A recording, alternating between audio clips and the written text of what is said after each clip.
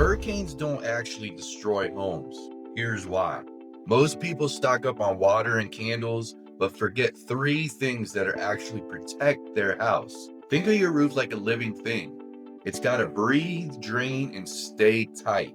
When your gutters get clogged, rain doesn't drain. It just sits there until your roof turns into a mini swimming pool. If your shingles are flapping, they're not hanging in there. They're literally waving goodbye.